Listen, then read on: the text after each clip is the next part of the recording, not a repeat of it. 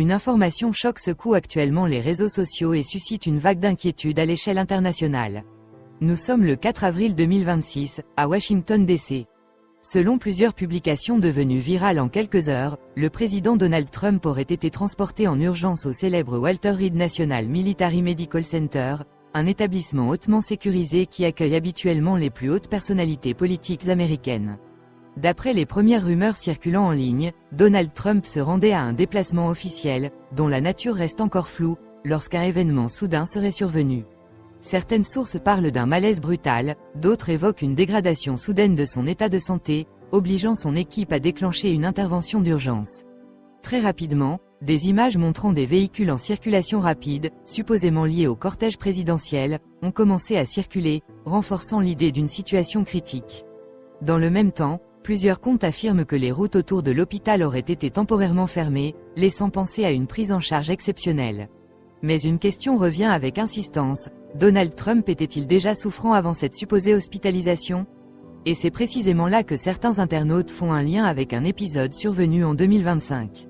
À cette période, des images montrant un léger gonflement au niveau des pieds de Donald Trump avaient largement circulé, suscitant de nombreuses spéculations sur son état de santé. Très vite, des rumeurs évoquant une insuffisance veineuse chronique avaient envahi les réseaux sociaux. Cette pathologie, liée à une mauvaise circulation sanguine, peut entraîner une accumulation de sang dans les membres inférieurs, provoquant gonflement et inconfort. Face à l'ampleur de ces spéculations, la Maison-Blanche avait rapidement réagi par la voix de sa porte-parole, Karoline Leavitt. Elle avait alors tenu à rassurer l'opinion publique en qualifiant cette affection de bénigne et courante, notamment chez les personnes de plus de 70 ans, tout en précisant qu'aucune thrombose veineuse profonde ni maladie artérielle grave n'avait été détectée. Mieux encore, elle avait insisté sur le fait que les examens médicaux du président étaient dans les normes et que celui-ci demeurait en excellente santé, mettant ainsi fin, du moins officiellement, aux inquiétudes. Malgré ces démentis, certains internautes estiment aujourd'hui que cet épisode pourrait être lié aux rumeurs actuelles, relançant ainsi les interrogations sur l'état réel de santé de Donald Trump.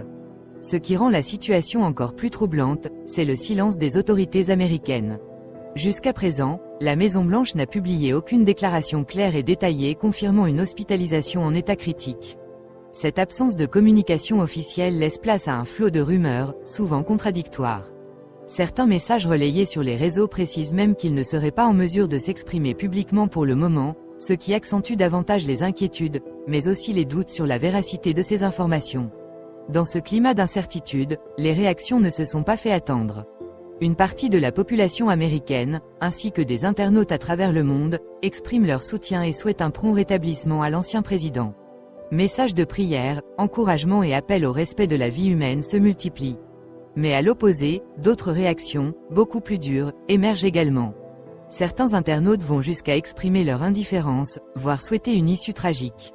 Des prises de position qui illustrent les profondes divisions politiques que suscite encore aujourd'hui Donald Trump aux États-Unis et à l'international.